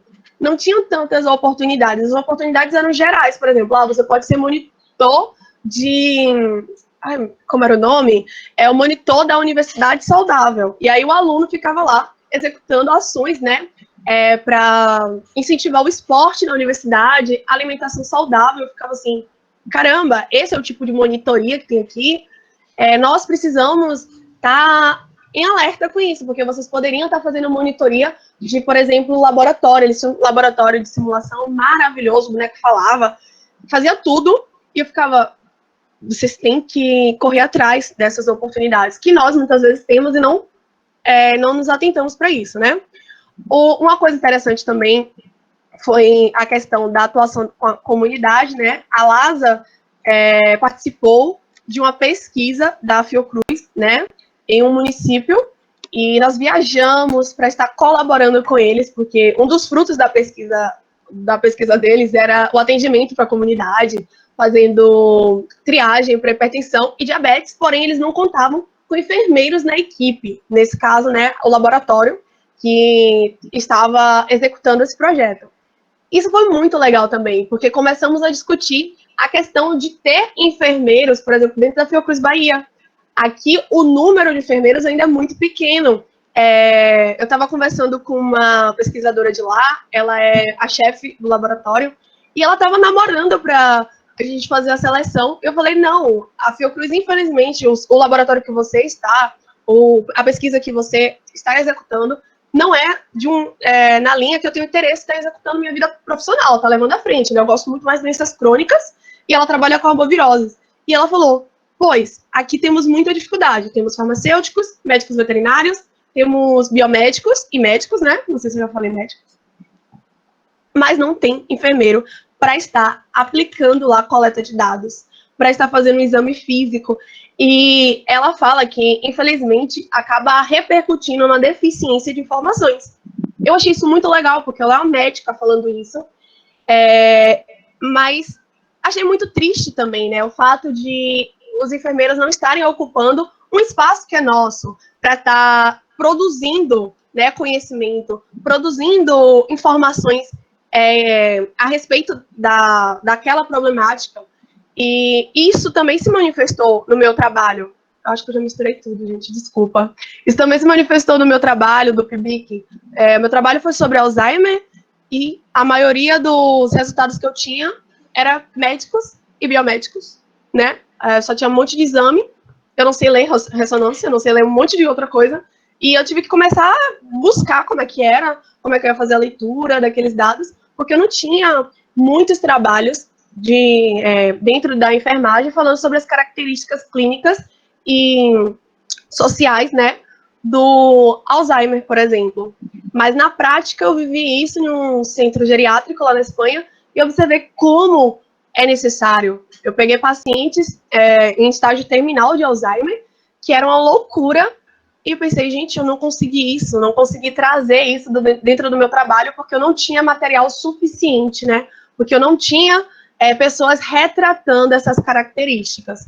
E as atividades, né, extracurriculares, essa integração, né, de uma com a outra, com as problemáticas, possibilitam o estudante ele ser mais crítico, né, também, incentivar outros estudantes. Graças a Deus, quando eu fui para o intercâmbio, foi no final de tudo isso, foi a minha última atividade extracurricular na universidade, eu estava perto de formar, e acho que também foi um ponto crucial ser a última atividade, porque eu pude ir com uma maturidade, né, para observar essas questões e poder dar a minha posição quanto a elas, porque eu poderia muito bem ir lá para a universidade, observar que os alunos eram cobaias, e cobaias obrigatórias, e dizer, ai, que lindo, eles estão ajudando e tal. E com o que eu tinha vivido no PIBIC, eu pude dizer para minha colega, olha, isso está errado. Ele não pode pontuar a minha atividade para ter que assinar um termo de consentimento para uma pesquisa que eu nem sei exatamente do que se trata. Então, isso torna até, nos torna mais empoderados, né? Quanto ao nosso papel, quanto à nossa liberdade, autonomia para dizer, eu quero fazer isso e eu não quero. Então, é o que eu posso estar contribuindo para vocês. A Liga Acadêmica, ela foi uma articulação dentro de tudo isso. Foi um prazer imenso ter fundado a LASA. Eu digo isso até hoje. É um desafio manter também, né? Querendo ou não. A gente cria um vínculo e fica incentivando os outros alunos, porque é um desafio manter essa chama na universidade, manter alunos interessados. E é importante que quando como é que eu posso dizer? Na nossa passagem pela universidade, sempre deixar um fruto. Eu penso assim, até no meu trabalho hoje. Eu quero passar por aqui e deixar algo bom, para as pessoas poderem dizer, poxa, que legal, esse material vai contribuir com isso. Não me importo, sinceramente, de dizerem, foi ela que fez ou não. Eu me importo hoje de deixar um fruto, porque se nós somos profissionais e não podemos contribuir de alguma forma para a comunidade onde estamos inseridos, qual foi o objetivo de estarmos atuando dentro dessa profissão, principalmente quando falo da área de saúde, né? Que é tão ligada ao outro. Nós darmos ao outro, proporcionarmos ações que vão beneficiar ele nas respostas que ele está tendo, né, quanto àquele período de saúde e doença. Então, isso é muito importante. Por fim, eu não sei, gente, já falei demais, né? Não sei quanto tempo eu tenho, Mas eu finalizo aqui a minha participação. Eu espero que vocês tenham gostado. Foi o que eu pude trazer como contribuição, né? E se tiver alguma pergunta, eu estou aberta para estar ouvindo. Então, Ívia, gratidão pela tua contribuição também. Certamente foi muito proveitosa para todo mundo. Antes de fazer alguns comentários, vou registrar que a gente já está colocando a lista de presença aqui no chat. Então, preencham para que a gente possa enviar o certificado de vocês. Se novamente acontecer aquela situação de não conseguir preencher, manda mensagem para a gente no Instagram de novo, com o teu nome completo e e-mail. Ou então, se já tiver mandado ontem, só registra lá que hoje não conseguiu assinar de novo, que é para a gente poder registrar a presença de vocês e enviar o certificado. A gente vai estar enviando todos os certificados em um prazo de até 15 dias. Então, dentro desse intervalo aí, vocês vão estar recebendo. Vai ser emitido pela plataforma, vamos enviar para o e-mail de vocês. E aí vocês vão acessar lá pelo e-mail e fazer o download do certificado. Uma coisa que Ivy apontou bastante foi em relação ao intercâmbio dela. E aí tem uma coisa que me chamou a atenção nessa questão. Tipo, com certeza tudo que a pessoa vem trilhando na vida acadêmica facilitou para chegar a esse ponto. Mas uma dúvida minha, e se tu pudesse estar contribuindo também, era em relação à barreira do idioma. Se a gente consegue outros programas de intercâmbio que facilitem o acesso das pessoas e que falem o português somente, porque infelizmente a gente sabe que a barreira do idioma é uma coisa que está presente na vida de muitas pessoas. É bem legal você falar isso, porque eu fui para a Espanha. Quando eu decidi fazer o intercâmbio, eu não tinha curso de espanhol, tá, gente? Só tive a experiência da escola e era bem irrisória. E aí o pessoal falava assim, você vai fazer a prova, mas você não tem o espanhol. E eu fiz, eu vou. Botei o meu computador, meu celular, tudo em espanhol. Eu botava nome no meu guarda-roupa, na janela, no lençol, e tudo que eu podia, eu colocava um selinho, né, como era em espanhol aquilo, e metia as caras, né, ouvindo RBD sem onda. RBD, que é antigão, e disse, vou fazer a prova, vou fazer o B1, e vou para a Espanha. Não vou desistir, porque eu quero ter essa experiência. E aí eu fiz a prova, passei assim, bem arrastada, tá? E quando eu fui para essa universidade, eles falaram logo assim para mim, olha, você só tem o B1, você não vai poder fazer estágio. Estágio é só com B2 para cima. Eu falei, mas eu vou ter o B2 também. Aí eu comecei a correr na universidade, fiz um curso lá, né? Observei que essas universidades que normalmente recebem a gente fazem algum curso de línguas para facilitar. E aí, em 2 mesezinhos, mais ou menos, porque eles demoraram 2 meses para me avaliar, eu fiquei com B2 e um mês depois eu tirei o C1 lá. Então, assim, claro, nem sempre a gente vai ter, né, a questão da formação. Eu não tenho inglês, por exemplo. O pessoal queria falar inglês comigo, eu falava, por favor, em espanhol. E a gente também tem que saber se posicionar, porque muitas vezes queremos facilitar para o outro, mas nós somos os estrangeiros, né?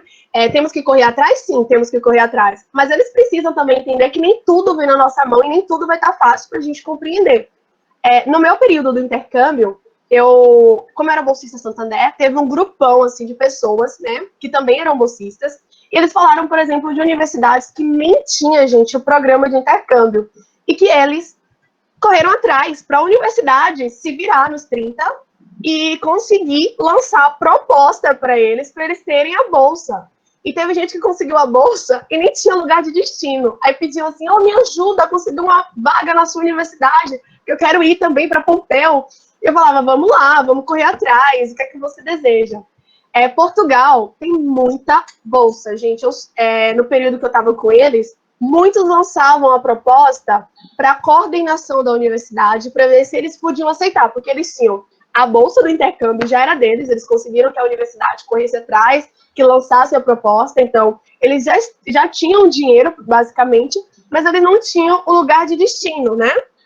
E eles iam lançando, assim, e-mails com mais e-mails, E isso também foi bem legal, porque eles observavam, eu não tenho inglês, eu não tenho espanhol. E lá, no caso, onde eu estava, né, em Barcelona, como é na Catalunha, eles falavam espanhol e catalão, que não era tão difícil assim, mas alguns se sentiam, assim, menos desencorajados, estavam mais desencorajados por conta do catalão.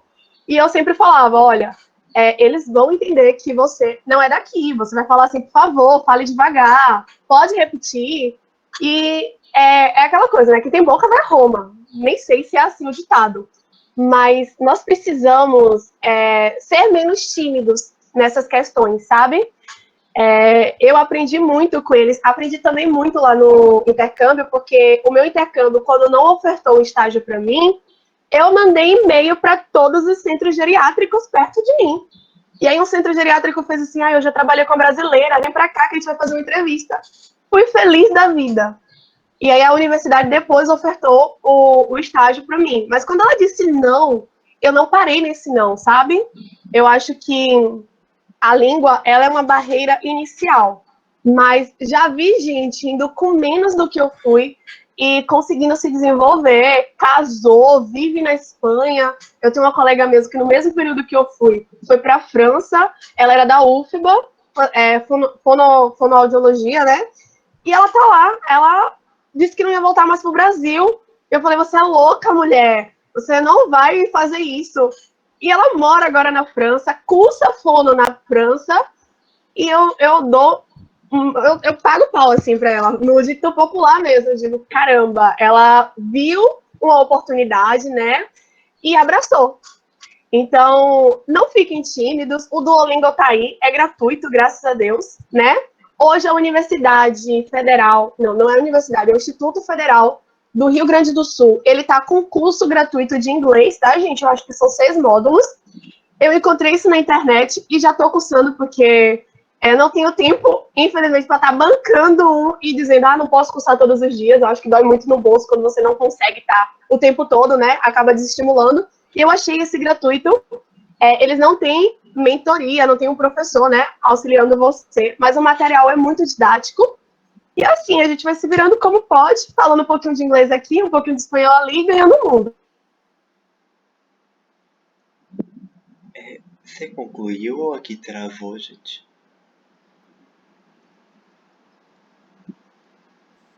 Que é a mesma que foi, e não está sendo mais cadastrado para a Universidade de Pompeu. A gente está indo para a Universidade da Pontifícia, que é a Portugal. Então, a gente não precisa mostrar proficiência na língua, porque, teoricamente, é português, sabe? Então, uma dica que eu posso dar, que eu também estou procurando, é procurar universidades que sejam desse espectro de língua portuguesa. Tem tanto em Portugal, quanto no continente africano e coisas do tipo, sabe? E outra coisa que também está me auxiliando nisso, existe o site Estudar Fora, que apresenta diversas propostas de intercâmbio. Aí agora mesmo, quem tem interesse em aprender inglês, mas não tem dinheiro, o lugar que está sendo mais procurado assim é a África do Sul, porque o inglês não está no espectro dos Estados Unidos nem da Europa e é muito barato. Então, como a Ilha falou, é questão de procurar, de ir atrás, de esse network para saber como você pode ir. Aqui a dica que eu posso deixar é procurar universidades que sejam nesses países que falam português, ou então entrar nesses sites que o Estudar Fora é o mais completo para isso. E diversas possibilidades, inclusive bolsa de estudos, cada por eles, para algumas universidades, sabe? Então, essas são as escolas. Ô, Hannah, agora que você trouxe isso, deixa eu só acrescentar uma coisa, para o pessoal que tem interesse, falar assim, mas na graduação não. Gente, o que o pessoal mais deseja lá fora, querendo ou não, é brasileiro, tá? Tem o Instituto Carolina, por exemplo, que recruta brasileiros para estar fazendo mestrado lá fora. Esse é da Espanha, porque como eu estava lá, eu conheço vários lá. A associação não. O consulado tem uma associação. Ai, será que travou? Gente, eu acho que não. Tá dando pra ouvir. Não? Ah, ótimo. Tem uma associação que possibilita, né, estudantes e pesquisadores brasileiros a estarem indo para lá executando trabalhos. Isso é muito legal. Alguém perguntou sobre o curso e a universidade, eu vou colocar o link no chat, tá bom? Pronto, perfeito. Então, agora eu vou começar a falar das perguntas que foram colocadas no chat. A primeira pergunta foi da Isadora Rodrigues e ela pediu para a Hannah explicar um pouco mais sobre a modalidade horista. Tá certo.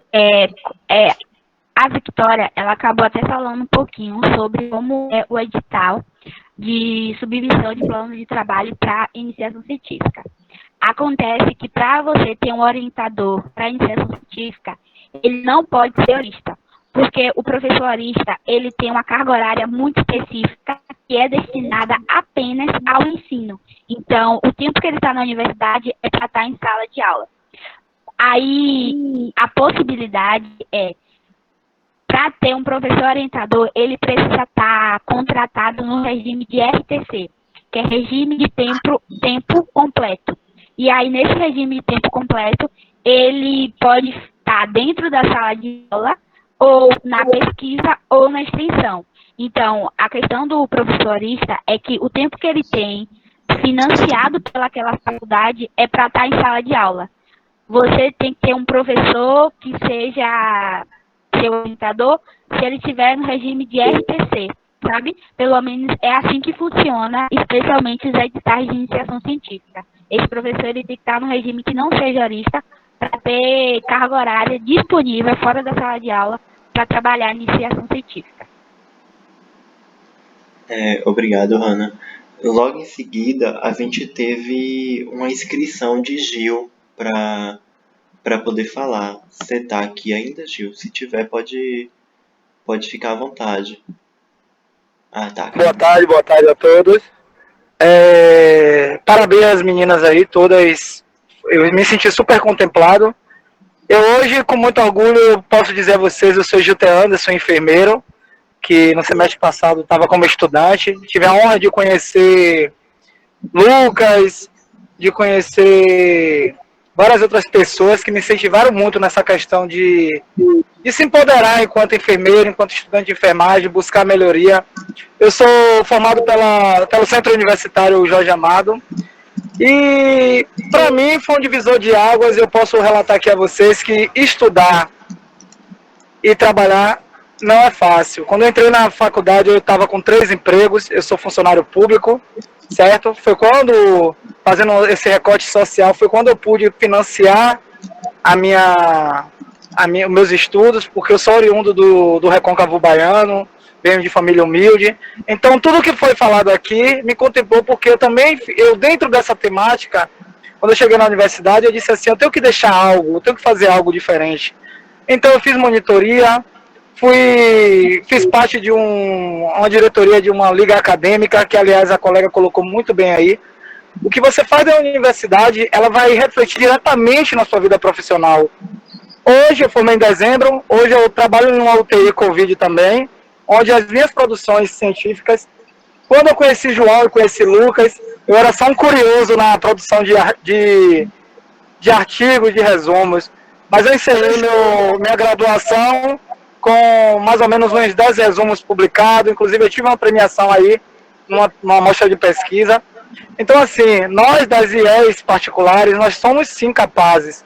A colega colocou muito bem aí, Hannah, que eu tive a honra também de conhecer Hannah no último CBN aí, colocou muito bem que a nossa condição econômica não tem nada a ver com o nosso intelecto.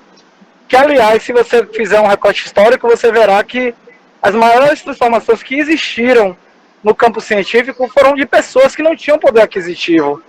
Entendeu? Então, o incentivo que eu deixo aqui para vocês como relato de experiência é que não podemos nos permitir ser subjugados em evento algum por fazer parte de uma IES particular. E trabalhar e estudar, nós somos capazes sim. É mais difícil, não é fácil. Porque eu, por exemplo, eu nunca me inscrevi para nenhum programa de intercâmbio e nem para nenhum programa que eu tivesse uma bolsa, porque eu não teria como me sustentar. Porque, infelizmente, eu, como a maioria uma grande parte da população brasileira, eu dependo do trabalho para custear meu aluguel, para me manter, né? É essa contribuição que eu queria deixar aqui. E fico à disposição de vocês aí do diretório Ananeri, entendeu? Dos meninos, se precisar de mim. Estou hoje enfermeiro, entendeu?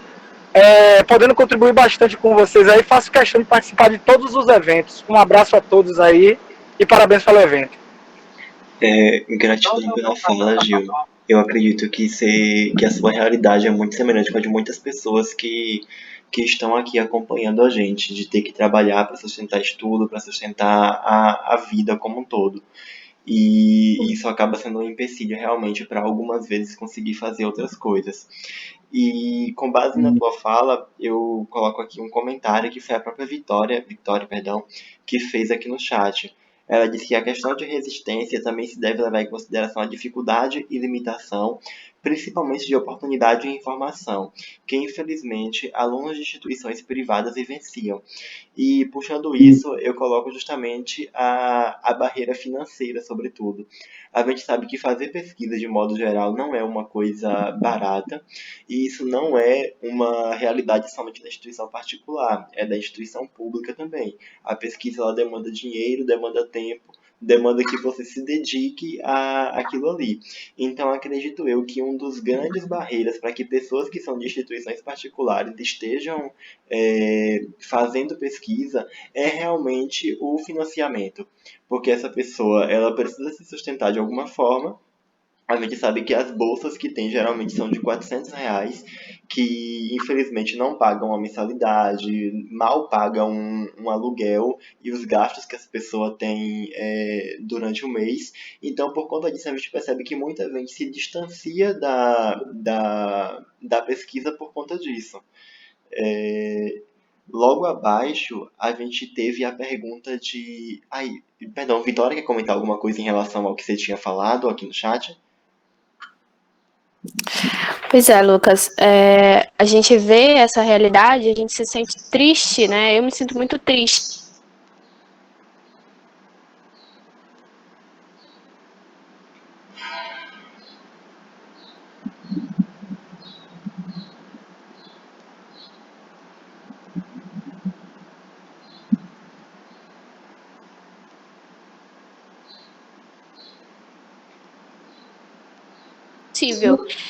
Mas, como você mesmo falou, a questão é ser resistente. Então, por exemplo, se você, até uma pessoa colocou aí no grupo, não recordo agora o nome, se você trabalha, se você tem alguma dificuldade para fazer iniciação científica, não dá para fazer, mas você pode fazer resumo de alguma participação, você pode fazer resumo até de uma aula prática que você teve, você pode publicar esse resumo em anais de eventos, você pode publicar esse resumo em revistas. Então, assim, por mais que seja difícil, como o Gil também falou, não é impossível.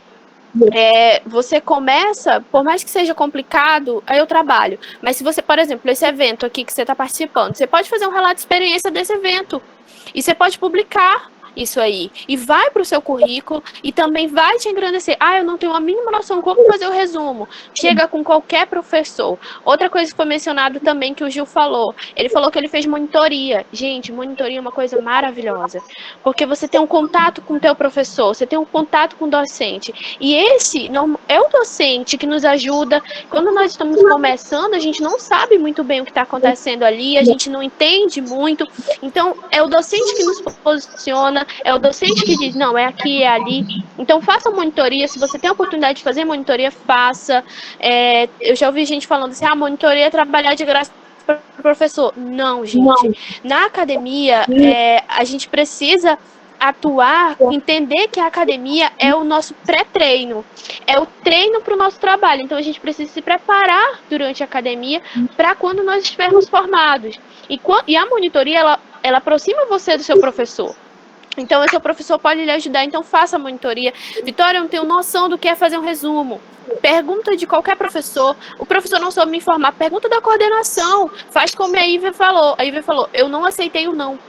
Eu tive um não, mas eu não aceitei um não. Eu lutei, eu fui, eu pesquisei. Ele disse assim: eu não vou fazer, você não vai fazer estágio. Ela disse: eu vou fazer estágio sim. E lutou, entendeu? Então, assim, lute, seja resistência. Não deixe que as dificuldades ou o trabalho ou qualquer coisa te impeça de ser o que você quer ser, viu? Rapidinho, gente, só deixa eu falar uma coisa que, como ele colocou nessa questão do dinheiro, é realmente uma coisa muito complicada. Eu tive que guardar minha bolsa, tá? Para ir pro intercâmbio. Quando eu passei no intercâmbio, não era bonito do Bolsas Ibero-Americanas, não. Eu passei no cru, sem bolsa primeiro. E aí, quando falaram assim, você ainda pode conseguir a bolsa, eu fiz, eu vou participar dos 2 processos. Então, eu fui aprovada em 2 processos de intercâmbio. Um sem bolsa e outro com. Eu vendi o carro da minha família. Minha mãe quis me matar por causa disso. Mas, quando eu ganhei a minha bolsa, eu retornei logo o dinheiro para ela também, tá? Mas, assim, eu sabia que de alguma forma eu ia ter algum retorno. Às vezes na vida a gente tem que arriscar mesmo. E uma coisa que eu observo é planejar. Muita gente não planeja a graduação, né? Não se planeja como é que vai aproveitar as oportunidades. Eu deixei o intercâmbio pro final porque eu não tinha dinheiro mesmo, não. Eu falei com a Ana, minha filha, eu não tinha dinheiro para nada, nem para passagem. Eu fiz vaquinha na minha família. Mas, assim, meu primeiro pontapé para meus pais entenderem que eu realmente desejava ir para o intercâmbio, que eles não podiam custear, eu fui bolsista para a Uni. Então, assim, eles não podiam realmente custear o intercâmbio, foi eu guardar o dinheiro da iniciação científica. Era assim, gente, eu tirava R$ 100 para sobreviver e o resto ia todo para minha caixinha, para poder dizer, não, pelo menos eu vou ter o dinheiro do visto. Porque se eu tirar o visto, já tomei o pé na Espanha. O resto, Deus proverá. Com certeza as tuas falas servem de inspiração para muita gente que está acompanhando aqui.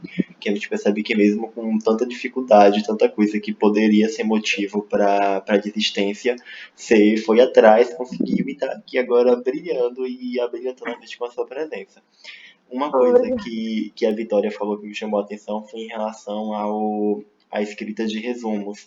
E ela tinha falado também na fala dela anterior em relação a isso, de que quando você começa a fazer a pesquisa, você consegue enxergar a pesquisa em tudo.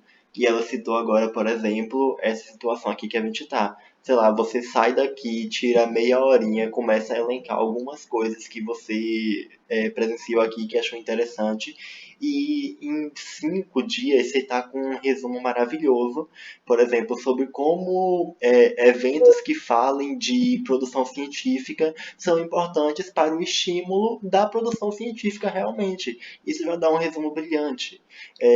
Dentre várias outras coisas. Quando a gente começa a escrever, a gente enxerga a possibilidade de produzir ciência em tudo.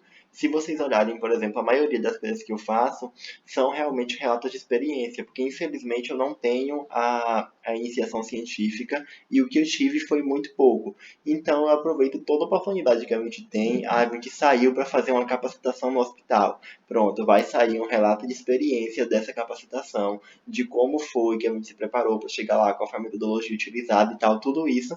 E isso vai dar também uma produção científica. Claro que não é a mesma coisa que uma produção de um artigo, que uma iniciação científica, mas de qualquer forma te ajuda a ter a mínima noção de como é que funciona a escrita científica e a produção de conhecimento como um todo. Eu vi que teve a pergunta de Kaline, mas que Vitória já respondeu logo abaixo e também vem bastante do que a gente já falou aqui agora. Então eu vou passar essa pergunta, caso não tenha sido contemplada, Kaline pode ficar à vontade para colocar que a gente retoma a fala. Deixa eu ver se teve mais alguma coisa.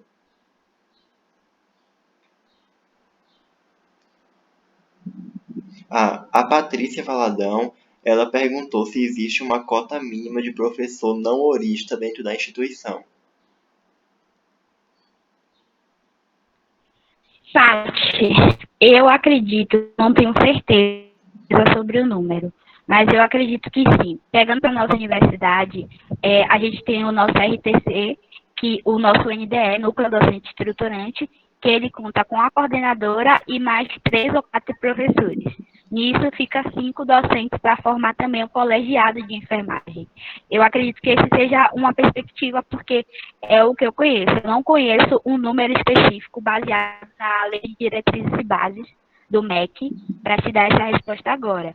Mas eu sei que tem que ter e tem que ter um número expressivo, porque o núcleo docente estruturante é aquele que conduz toda a faculdade de enfermagem, o curso em si, organiza tudo, precisa ser composto por eles.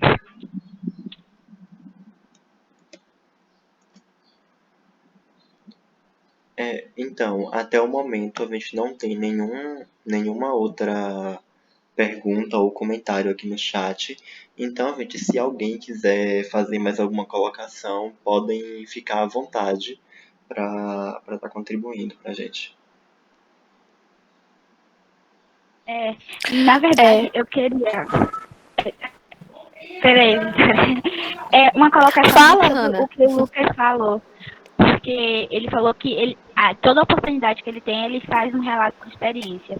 E aí, uma coisa que eu sempre falo muito para os estudantes de lá da faculdade é que outra oportunidade de estar submetendo ao trabalho são os eventos estudantis. A maior parte dos eventos da ENES atualmente conta com anais. E aí, esses anais já contam como publicação, já contam como experiência para você colocar no seu currículo Lattes. E atualmente a gente está vendo muitas revistas utilizando esses anais que são produzidos em eventos estudantis e te convidando para construir um artigo para você fazer a publicação. Normalmente é cobrado para fazer essa publicação, infelizmente, mas é uma oportunidade que a gente tem também de estar desenvolvendo pesquisa, de estar desenvolvendo um trabalho acadêmico, uma produção, e agrega muito nossa formação, porque a gente acaba se debruçando sobre aquele tema, acaba discutindo mais, procurando outras pessoas que possam também estar discutindo e agregando na discussão. E é muito interessante, é uma forma de a gente estar trabalhando a produção científica dentro das instituições particulares.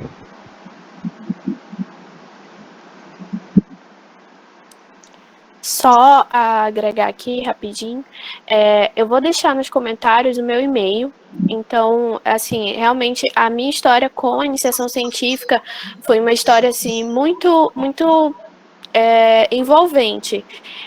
Foi muito complicado para conseguir. E quando eu consegui, foi algo assim que eu chorei, mas eu não sei se eu chorei de emoção, de cansaço, de felicidade ou de exaustão. Mas assim, eu vou deixar meu e-mail nos comentários, porque a principal coisa que eu sofri, gente, foi devido ser aluna de instituição privada, eu não tinha noção do que fazer. Eu não tinha a menor noção de por onde começar. Eu não sabia nem o que falar. Eu não sabia nem o que eu poderia ter como tema. Então, assim, graças a Deus eu tive também alunos e pessoas que me ajudaram e me direcionaram. E hoje eu sempre falei, né, para as pessoas que me ajudaram, um dia eu quero ajudar alguém como você me ajudou. Então eu vou deixar meu e-mail aqui nos comentários. E se você é uma pessoa que não tem a menor noção de para onde ir, de como fazer e quiser, me manda um e-mail e a gente conversa e eu vou tentar auxiliar da melhor forma possível, porque nesse momento é realmente onde a gente percebe o quanto a gente precisa de ajuda. Quando a gente não conhece, a gente realmente se sente perdido. Eu me senti assim, o peixe fora d'água, completamente. Só para vocês terem noção, quando começou, eu queria falar sobre TB. E eu achava que eu dava para fazer iniciação científica, tipo como a gente faz no trabalho da faculdade, falando o que é, falando como funciona. E eu queria fazer isso como iniciação científica. E aí eu comecei com uma amiga minha, e ela disse assim, não é assim. Você precisa ter algum outro assunto envolvendo. Então, assim, realmente não se sinta mal por você não saber nada. Não se sinta, sei lá, não se menospreze porque você não sabe nada. É assim mesmo, tá? Então, se precisar, me chama no e-mail que a gente conversa, a gente se ajuda. E no mais, agradecer a oportunidade. Eu amo falar sobre iniciação científica, eu amo falar sobre pesquisa. E muito obrigada pelo espaço, obrigada pela participação, muito obrigada mesmo. Obrigada pela fala de todo mundo aqui, Hannah, Lucas, Ívia, obrigada pela inspiração. E é isso, gente. Gente, uma coisa que eu acho importante de pontuar é que, apesar da gente estar com um corpo de palestrantes que são da enfermagem, isso não se aplica somente à enfermagem, não se aplica somente à saúde. Isso é para qualquer outra área do conhecimento, porque qualquer área do conhecimento produz pesquisa, produz ciência. Então a gente precisa abrir essa discussão não só para a saúde. Chegou uma outra pergunta aqui no chat da Vanessa Borges, falando que existem vários bancos que são mediadores para o intercâmbio e perguntando qual seria o melhor banco. Acredito que é uma pergunta para a Ívia. Você pode responder para a gente, por favor? Oi, vamos lá. Deixa eu só dizer assim, a fala de Vitória foi muito legal. É bem legal quando a gente pode compartilhar as experiências mesmo. Quanto ao que a gente vive, porque eu me senti assim, é sempre bom a gente contar que ninguém nasce sabendo, né? Todo mundo é iniciante em alguma coisa. A gente foi iniciante na universidade, precisou de alguns estudantes para estar nos auxiliando. Então, isso vai levar até ao mercado de trabalho. Nós vamos iniciar no mercado de trabalho. Então, é importante que a gente continue com esse bom ciclo, né? De como nós encontramos também está ajudando. Quanto à questão dos bancos, o meu banco foi o Santander. E o Santander, ele tem vários estilos de bolsa para intercâmbio, tá? Então, tem a Ibero-Americanas. Eu observei lá também que tinha uma bolsa que era para outros lugares dentro da Europa. Eu não lembro qual era o nome, né? Mas era uma modalidade deles também. Eles têm para mestrado, doutorado. Eu não conheço, eu já ouvi falar do Banco do Brasil, mas eu não conheço. O bom, quando você escolhe um banco, né? No caso de quem quer tentar uma seleção por questão da bolsa do banco, é você ter atenção se esse banco vai estar presente até lá. Porque, por exemplo, eu, quando tive a bolsa do Santander, ela só foi liberada para mim em janeiro. Eu fui em setembro. Então, até janeiro eu não tinha dinheiro na minha conta, né? Do Santander, propriamente dito. E aí, lá tinha Banco Santander. Eu pude fazer a conversão lá. Ah, mas hoje a internet tem me transfer, tudo isso. Eu, assim, sou bem resistente contra essas coisas de internet, às vezes. Principalmente quando envolve dinheiro, né? A gente sua tanto para conseguir o dinheiro, eu fico, meu Deus, e aí, se eu perco tudo? Então, eu pensei muito nisso. Claro, pensei nisso quando eu estava lá, se eu ia poder levar o cartão, né? Senão eu teria que ficar fazendo as transferências e ia pagar muito caro nessa questão. Mas o Santander estava lá a todo momento, em cada esquina da rua. Isso me possibilitou fazer a retirada do dinheiro, a conversão, pagando as taxas do banco, porque o pessoal falava assim, mas é um absurdo. Mas no final das contas, para mim, pelo menos, eu fiquei muito tranquila com isso, porque eu não precisava ficar temendo a fazer transferências, né, virtuais até o dinheiro cair. E eu vi muita gente, né, preocupada, vem cá, você já usou tal modalidade? Eu falava, não, eu não usei. Eu já vim para um país que eu não conhecia ninguém, então eu não podia confiar também em vir com um banco que eu nem conhecia. Então, quando você for escolher o programa, observa isso. Talvez, se você não puder converter o dinheiro todo ainda no Brasil, né? Se você vai necessitar fazer a conversão lá. E também, hoje em dia, também tem essas facilidades, né? O Banco do Brasil, ele permite você fazer saque internacional. Porém, observa se vai valer a pena, por exemplo, o cartão que você vai levar. Porque o fato de você ir por tal banco não quer dizer exatamente que você vai precisar sacar nele, né? É só ele ter a disponibilidade mesmo lá de você fazer o saque. Porque eu conheci pessoas que fazia transferência do Santander para outro banco, porque as taxas eram menores. Então, tudo tem que ser muito observado. Como é que funciona a bolsa? O que é que eles vão te cobrar? Porque, por exemplo, o Santander, se eu não retornasse, eu tinha que devolver toda a bolsa do intercâmbio. Então, eu era obrigada a voltar para o Brasil. Já minha colega da França, a bolsa que ela tinha lá da UFBA, eu não sei nem que fiz.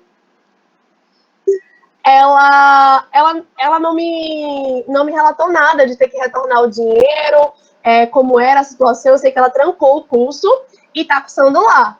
Mas tem que observar quais são as implicações também legais do que vai ter na sua bolsa. Então, quando você for se candidatar, ver se você atende todos os requisitos. se realmente a proposta dele consegue atender a demanda daquela região, se caso você já tenha o lugar de destino, por exemplo.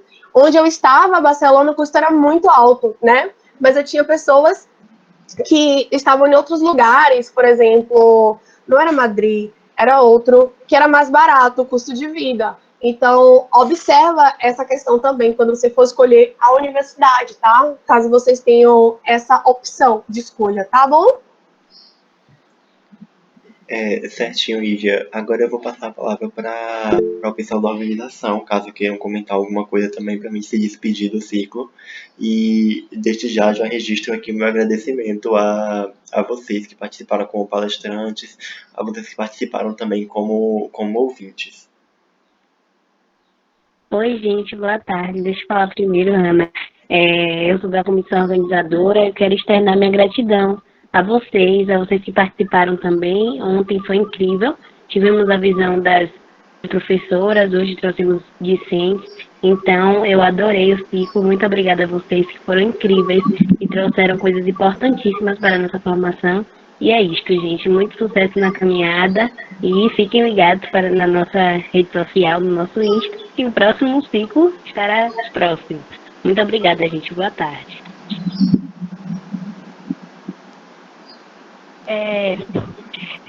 Eu nem sei como falar muito bem quando é para falar sobre sentimentos, mas basicamente eu só quero agradecer a Lucas pelo convite, a Emília pela paciência também, de ficarem esperando a gente responder no WhatsApp, que eu sei que não é fácil, mas basicamente eu só quero agradecer a cada pessoa que ficou aqui até o final, que esteve aqui ontem, agradecer a comissão organizadora por parte tanto do Caman quanto do Dainan, porque principalmente sobre o Dainan, se não fosse vocês, esse espaço não estaria tão lindo, bem organizado e com todo e sendo pensado em cada mínimo detalhe. Então, eu só gostaria de agradecer a oportunidade, agradecer a construção, cada pessoa que comentou, que falou como foi importante participar desse espaço.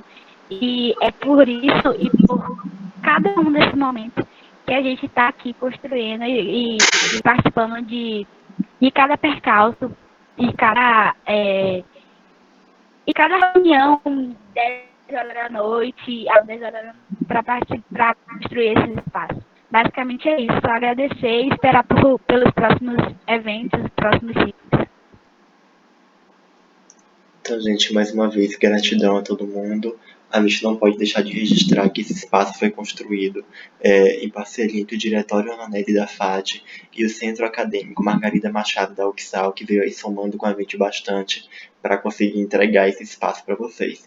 Lembrar que o nosso objetivo aqui é justamente o fortalecimento do movimento estudantil e, sobretudo, do movimento estudantil na instituição privada, e um incentivo para que vocês que ainda não têm nenhum contato com a produção científica, estejam tendo interesse em correr atrás disso e que, apesar das dificuldades, a gente espera que consigam estar construindo ciência.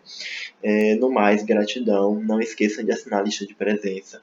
Qualquer dúvida, entre em contato com a gente através do e-mail do Diretório Acadêmico de Enfermagem Amaneri ou do Instagram, que é @dna_fat.